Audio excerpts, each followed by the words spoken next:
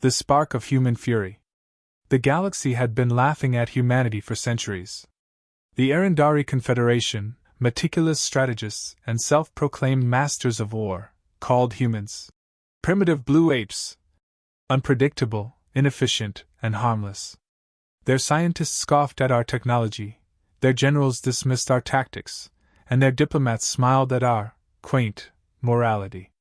Commander Theron stared at the orbital fleet above Earth, tens of thousands of Arendari warships glittering against the black void. "By the gods of strategy," he murmured, "we face a harmless nuisance." He was wrong. On the moon's battered surface, the human vessel Vanguard rested like a sleeping predator. Decades of forgotten Earth military projects had been quietly upgraded, reverse-engineered with alien technology scavenged from past encounters, and rigged with weapons no one in the galaxy imagined humans could master. Lieutenant Kara Jensen's hands flew across the console. "Sir, shields are holding. Weapons online. We're ready." Captain Marcus Dallin leaned back in his chair, battle-scarred and unnervingly calm. "Time to remind them why Earth has a reputation for being unpredictable. Let's do something they'll never forget." The first salvo from the Arendari fleet struck like a meteor storm. Entire cruisers vaporized under plasma disruptors and quantum singularity warheads, leaving trails of stardust where flagship hulls once glimmered.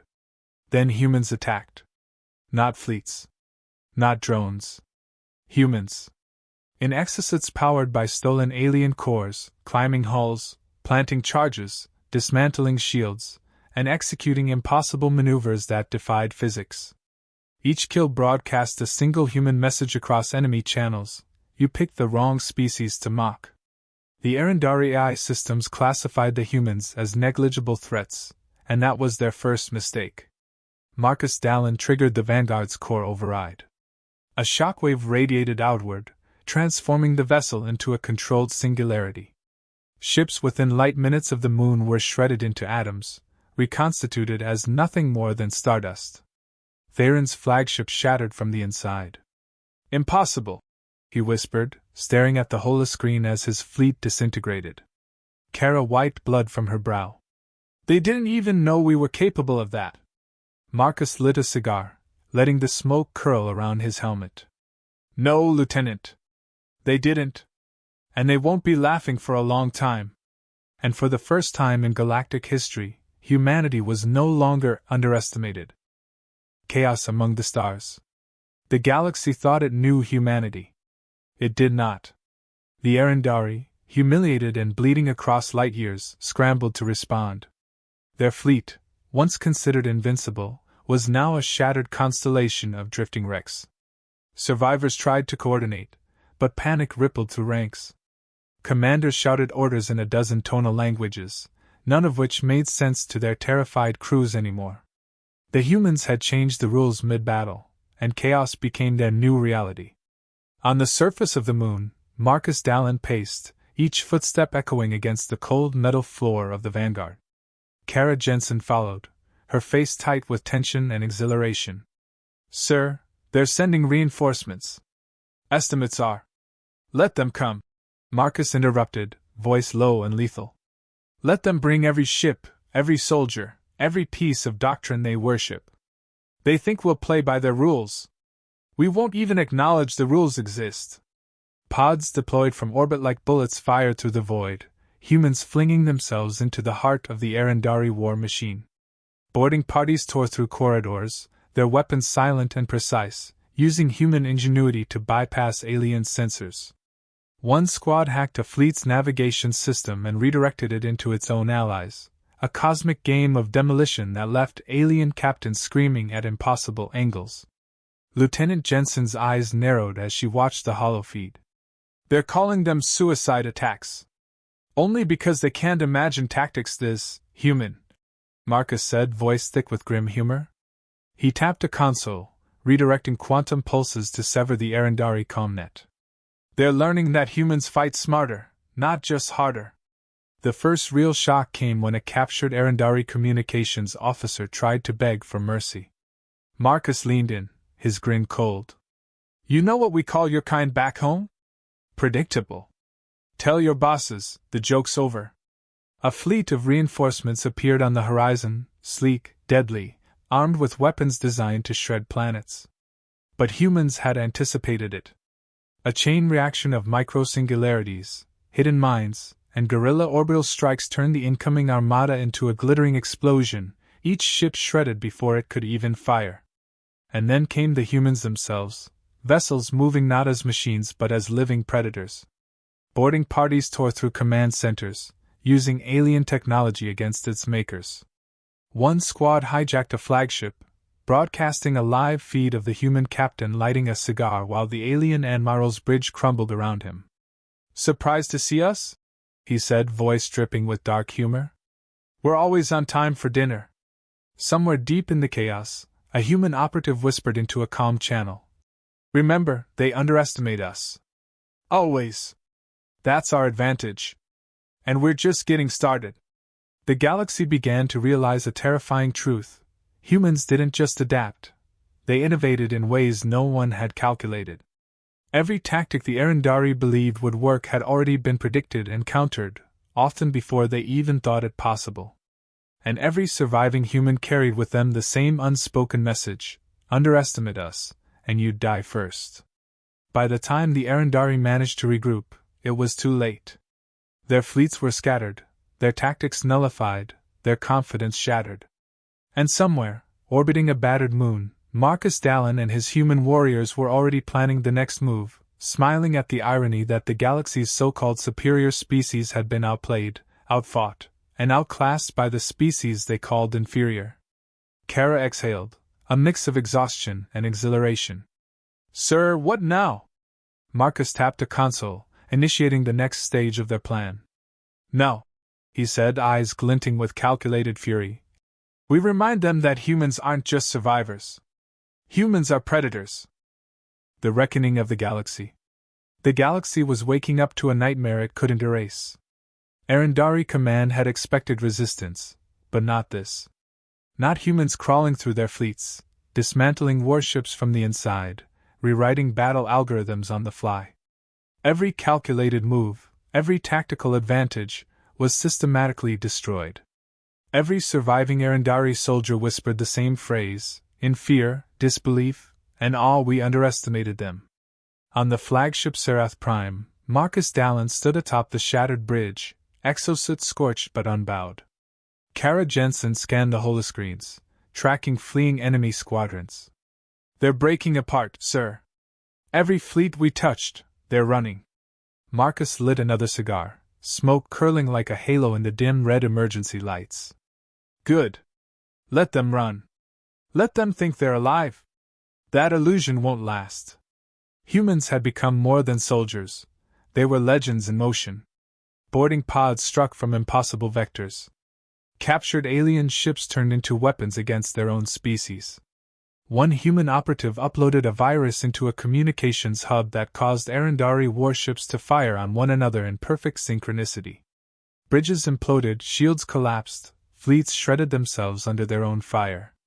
The first real shockwave across the galaxy wasn't military, it was psychological. Alien governments called emergency summits, debating whether to negotiate, surrender, or simply flee. Even the Xylar Dominion, known for their cruelty and merciless war campaigns, hesitated when news reached them that humans had just vaporized an entire Arundari command fleet with nothing more than one vessel and a handful of operatives. Back on the moon, Marcus leaned over the console, a holographic map of the quadrant flickering before him. "Kara, what's our next move?" "Sir," she said, her voice tight. "We could hit their homeworlds next.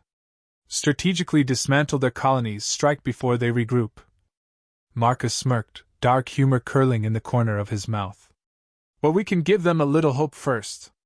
Let them crawl out of the wreckage and think they survived. Then remind them why humanity isn't just a species, they're a reckoning." That evening, as the human forces swept through the scattered Arundari fleets, Marcus made a call that would become legend. He activated a beacon, broadcasting directly to every alien capital in the quadrant. The message was simple, dripping with contempt and twisted elegance. "You laughed at us. You mocked us. You called us weak. We are your reckoning. Humanity does not forgive. Humanity does not forget. Humanity wins. Consider this your first warning. Panic erupted across the galaxy. Diplomats who had studied human history for centuries realized the truth too late. Humans didn't negotiate the way others did. Humans didn't compromise with invaders. Humans retaliated, and with a creativity born of desperation and bloodlust, their vengeance was both poetic and terrifying. In the chaos, Marcus turned to Kara, his expression solemn beneath the smoke haze. You see, Lieutenant, they thought this would be a war. It's not. It's a lesson. Kara nodded, understanding the depth of the carnage they had unleashed. A lesson in what, sir? Marcus blew smoke rings into the low gravity. In fear. In respect. In the price of underestimating humans. They wanted a fight, they got a massacre with a smile. Even as they celebrated their small victories, Kara noticed a subtle change. Alien broadcasts, once filled with arrogance, were now filled with dread. Fleet after fleet was immobilized, paralyzed by indecision. Humanity had become a shadow over the quadrant, a predator that no empire could fully comprehend, let alone contain. And in the midst of it all, the humans were laughing. Not out of cruelty, but because they could. Because they had turned the galaxy's greatest military minds into terrified children and had done it with style, wit, and a reckless brilliance no alien calculation could predict. Marcus pocketed his cigar stub, looking out over the remains of the Arendari command fleet. Tomorrow, he said, voice low, we'll show them what humans do when they think they're finished. We'll remind the galaxy, the vessel is only the beginning. Humanity is eternal. Humanity ascends. The galaxy had learned a lesson it would never forget. Systems once thought untouchable lay in ruin. Entire fleets vanished into the cold void, shredded not by overwhelming numbers, but by a single human vessel and the audacity of a few fearless soldiers. Messages from surviving alien capitals trembled with disbelief. They weren't supposed to do that. They shouldn't exist at this level. They're unstoppable. Marcus Dallin watched the quadrant-wide hollow feed from the Vanguard. Ships disintegrated in impossible patterns.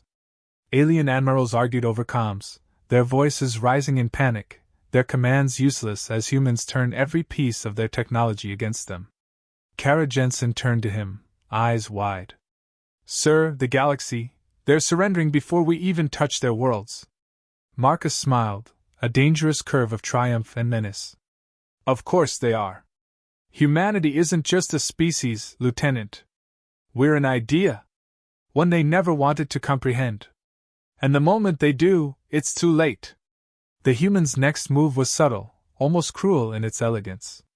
Rather than annihilating every alien colony outright, they broadcasted proof of their ingenuity and power, strategic strikes, flawless sabotage, and human crews standing victorious over wrecked bridges, smoking cigars, laughing at the impossible. Every broadcast carried the same message: underestimate us, and you will die first. The galaxy responded with desperate attempts at alliances, treaties, and pleas. But humans were already moving too fast, thinking too cleverly. The Arendari tried to negotiate, only to watch their own ambassadors' ships vaporize in real time, a warning broadcast across light years. The Xylar Dominion attempted a blockade, only to see their fleets turned into traps for one another. Humanity had turned the rules of warfare upside down. Marcus leaned back, voice quiet but sharp as a blade. The galaxy thinks they're in control. They're not. We've shown them the truth. The human vessel isn't just a weapon. It's a warning. And the species inside it is inevitable. Kara shook her head, both in awe and disbelief. Sir, this is more than war. This is domination. Some would call it cruel. Marcus smirked, the smoke from his cigar twisting around his helmet like a halo of mischief. Crude? Maybe. Necessary? Absolutely. They mocked us, underestimated us, laughed at us. I call it poetic justice. The final twist struck like a thunderclap. A fleet of human drones, actually crude pods disguised as automated vessels, struck deep into the heart of the remaining Arendari and Xylar capitals. No warning. No negotiation. Just humans, in their reckless, brilliant way, dismantling governments from the inside, leaving alien leaders with one thought: how did they do this? When the last surviving Arundari admiral broadcast a plea for ceasefire, Marcus simply smiled and replied, "Ceasefire? You didn't survive to negotiate, Admiral. You survived to witness the rise of a species that refuses to be measured and refuses to be beaten." And then, as if the galaxy itself held its breath, humanity stood alone among the stars. Every alien empire, terrified, broken, humiliated, understood the same horrifying truth. Humans were no longer just a planet. Humans were a force of nature, unpredictable, ingenious, and relentless. Every calculation, every doctrine, every empire had failed against them. Marcus Dallin gazed at the stars, smoke curling around him like victory incarnate. "Lieutenant," he said softly, "remember this.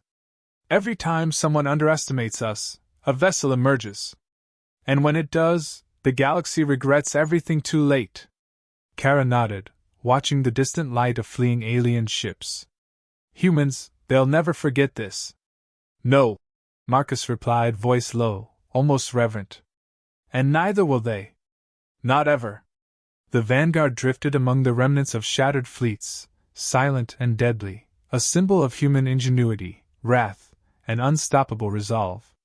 And in that quiet moment, the galaxy realized it had made the gravest mistake of its existence. It had underestimated humanity. Because once underestimated, humans didn't just fight back, they rewrote the rules, shattered the impossible, and became legends no species could hope to match. And somewhere, in the shadows of a broken quadrant, a human voice whispered with dark humor and pride, "We told you so."